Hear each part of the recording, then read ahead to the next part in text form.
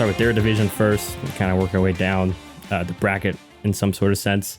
So that means we're starting with the AFC West because obviously Kansas City Chiefs, they won the Super Bowl. So let me dive right into that. I'm going to start with obviously Kansas City. They went 14-3 in the regular season last year.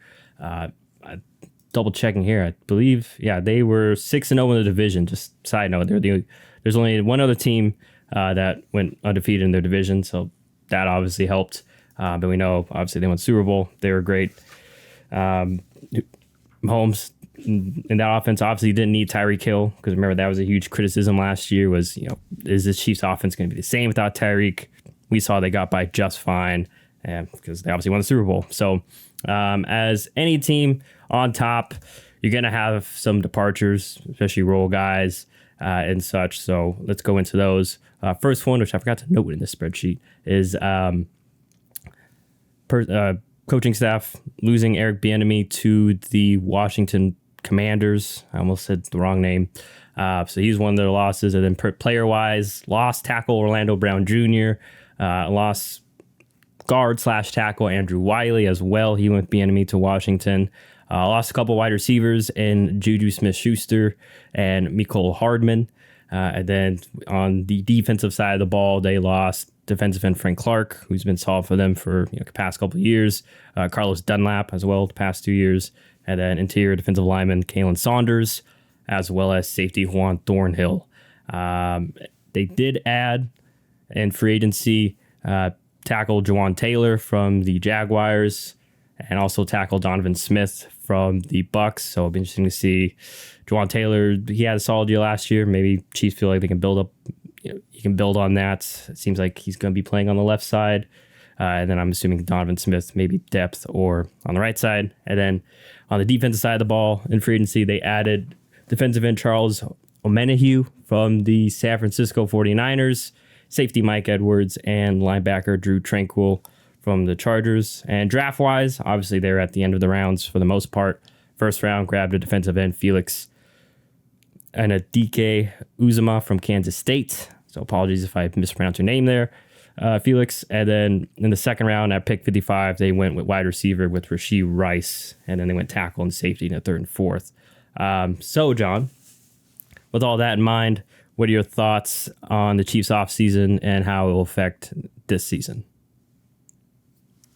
I think with the Chiefs, obviously they won the Super Bowl, right? So as long as they don't lose any of like the major pieces being Mahomes, Kelce, Chris Jones, like you're feeling all right. Andy Reid, obviously in there, even though, he's a head coach, but yeah, he's in there too. So I'll start off with Bieniemy. It was going to happen eventually. A lot of people thought that eventually he would get like a head coaching shot. I do think that he was partially hurt by the fact that, the Chiefs were always playing very late into the postseason, and some of those jobs would fill up before they even had a chance to interview him. So there's partially that. Then there could also be the concerns of, Andy Reid is there. So like how much is Eric Bieniemy really doing? So him going to Washington, I thought it made total sense just for his own individual career. If he wants to become a head coach one day, it seemed like it was kind of proven that whatever the reasons are, it just wasn't going to happen based on his current resume in Kansas City, and there wasn't really any reason for that to change because they've already accomplished such an incredible amount that, for his own individual career, I thought it made sense because now some of those concerns he can alleviate. Like, first off, Washington, just quite frankly, they're probably not going to be a playoff contender.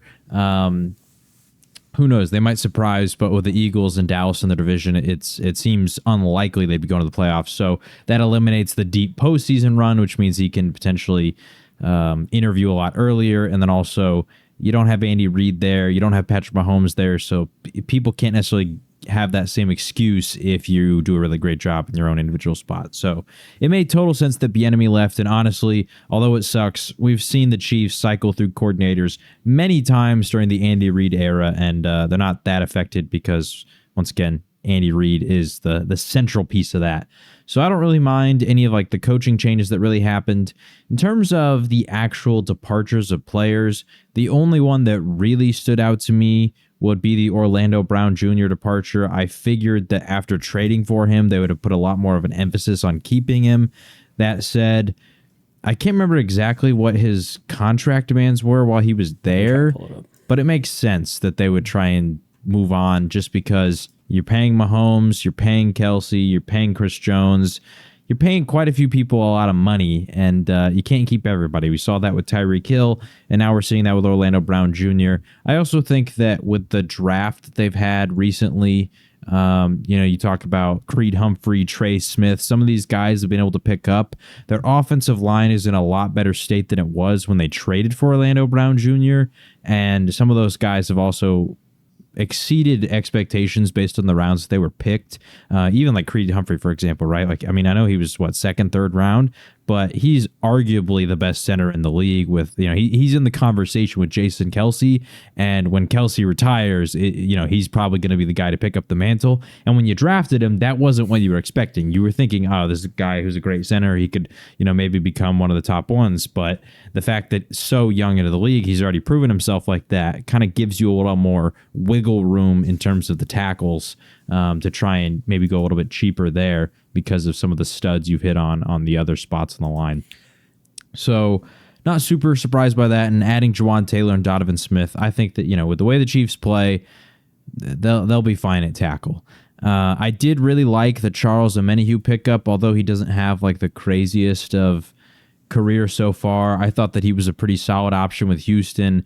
If the Niners are trading for you, then that means you did something right, because the Niners, they're very loaded on the defensive line, and obviously maybe they just couldn't afford to keep him, so the Chiefs pick him up, and I think that's a pretty good signing. So overall, I don't know. I don't necessarily hate or love anything that Kansas City did.